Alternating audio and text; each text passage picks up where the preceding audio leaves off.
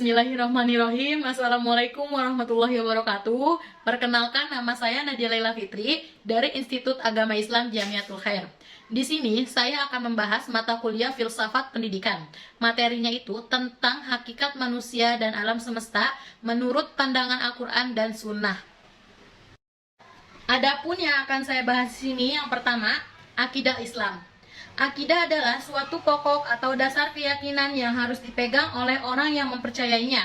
Sehingga pengertian akidah Islam adalah pokok-pokok kepercayaan yang harus diyakini kebenarannya oleh setiap muslim dengan bersandar pada dalil-dalil nakli dan akli. Dasar-dasar akidah Islam merujuk pada Al-Quran dan hadis. Allah Subhanahu wa Ta'ala banyak menyebut dalam firman-Nya terkait pokok-pokok akidah, seperti nama-nama dan sifat-sifat yang dimilikinya, tentang malaikat, kitab-kitab Allah, hari kiamat, surga, neraka, dan lain-lainnya. Yang kedua, keindahan dan kesempurnaan ajaran Al-Quran dan Sunnah. Kitab suci Al-Quran merupakan sebuah mukjizat yang kapanpun tidak ada dan tidak akan pernah ada padanya.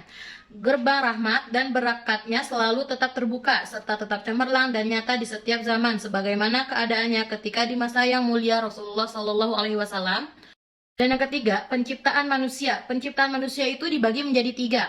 Yang pertama, kehadiran jiwa sebagai anugerah ilahi. Yang kedua, Allah sebagai pencipta manusia. Dan yang ketiga, proses penciptaan manusia, debu, tanah menjadi bentuk hidup. Lalu, tujuan kehidupan manusia dibagi menjadi tiga. Yang pertama, mengenal dan beribadah kepada Allah. Yang kedua, mengembangkan potensi diri dan berbuat kebajikan. Yang ketiga, mendapatkan kebahagiaan dunia dan akhirat. Selanjutnya, kedudukan manusia dalam alam semesta. Tugas manusia sebagai khalifah Allah di muka bumi antara lain menyangkut tugas mewujudkan kemakmuran di muka bumi dalam surah Hud ayat 61, serta mewujudkan keselamatan dan kebahagiaan hidup di muka bumi dalam surah Al-Maidah ayat 16 dengan cara beriman dan beramal soleh dalam surah Al-Araf ayat 29. Surah Al-Baqarah ayat 29, ayat di atas mengisyaratkan bahwa relasi antara manusia dan alam adalah relasi fungsi, bukan hegemoni. Penyerahan bumi kepada manusia bukan berarti penguasaan dan pengkhususan untuk manusia. Menghormati alam semesta dan keadilan sosial.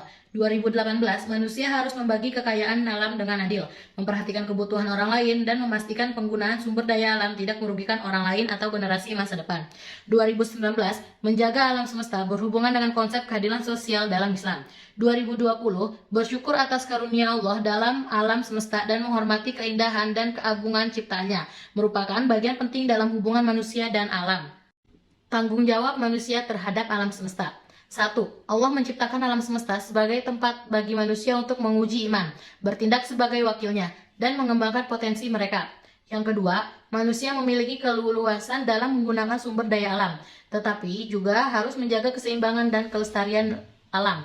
Yang ketiga, konsep mizan dalam Islam mengajarkan pentingnya menjaga keseimbangan dalam penggunaan sumber daya alam. Ujian dan perjuangan hidup. Ada 4. Yaitu 1. Ujian sebagai bagian dari kehidupan manusia. Yang kedua, cobaan dan tantangan, menguji ketabahan dan iman. Yang ketiga, kesabaran, tawakal, dan berikhtiar dalam menghadapinya. Yang keempat itu, surat Al-Furqan ayat 20 telah menjelaskan, manusia adalah ujian bagi manusia lainnya. Jangan heran ketika orang yang ada di sekitarmu pernah melukaimu. Ujian itu bisa datang dari siapapun, baik orang terdekat maupun yang jauh. Keterbatasan manusia telah dijelaskan di surat An-Nisa ayat 28 yang berbunyi, A'udzu billahi minasyaitonir rajim. Bismillahirrahmanirrahim. Yuridullahu an yukhaffifa ankum wa khuliqal insanu dha'ifa. Yang artinya, Allah hendak memberikan keringanan kepadamu dan manusia dijadikan bersifat lemah. Pemberian akal dan fitrah. Yang pertama, akal sebagian karunia Allah, berpikir, memahami, dan berdaya guna. Yang kedua, fitrah sebagai dasar kebaikan dan kebenaran. Yang ketiga, tanggung jawab manusia dalam menggunakan akal dan menjaga fitrah. Kehidupan dan kematian. 2 kali mati dan 2 kali hidup. Inilah yang dimaksud di dalam firman-Nya. Mengapa kalian kafir kepada Allah, padahal kalian tadinya mati? Lalu Allah menghidupkan kalian, kemudian kalian dimatikan dan dihidupkannya kembali. Ini sudah dijelaskan di surat Al-Baqarah ayat 28. Pengelolaan alam semesta dibagi menjadi 3. Yang pertama, kewajiban manusia dalam menjaga alam semesta. Yang kedua, larangan pemborosan, kerusakan, dan pencemaran. Yang ketiga, kelestarian lingkungan sebagai amanah dan ibadah. Lalu, di sini ada rasa syukur dan tawakal. Itu juga dibagi menjadi tiga. Yang pertama, menghayati kebesaran Allah melalui ciptanya. Yang kedua, bersyukur atas nikmat dan rahmatnya. Yang ketiga, tawakal sebagai untuk kepasrahan dan keyakinan kepada Allah. Ini ada di surat Al-Maidah ayat 23, yaitu, dan hanya kepada Allah lah kalian bertawakal jika kalian benar-benar orang yang beriman. Hubungan manusia dan alam. Dalam Islam, manusia dan alam semesta memiliki hubungan yang erat. Islam mengajarkan bahwa alam semesta ini adalah ciptaan Allah yang sempurna dan dipenuhi dengan tanda-tanda kebesarannya. Manusia sendiri juga merupakan bagian dari ciptaan Allah yang paling istimewa, diberikan kekuasaan dan tanggung jawab sebagai khalifah di bumi. Pahala dan hukuman di akhirat itu dibagi menjadi tiga. Yang pertama, perhitungan amal perbuatan di akhirat. Yang kedua, pahala sebagai ganjaran kebaikan. Yang ketiga, hukuman sebagai konsekuensi kejahatan. Itu sudah dijelaskan di surat Al-An'am ayat 32, yaitu, dan kehidupan dunia ini hanyalah permainan dan senda gurau. Sedangkan negeri akhirat itu sungguh lebih baik bagi orang-orang yang bertakwa. Maka tidakkah kamu mengerti? Lalu kita juga akan membahas tentang alam diciptakan. Islam mengajarkan bahwa alam semesta ini diciptakan oleh Allah dengan tujuan tertentu.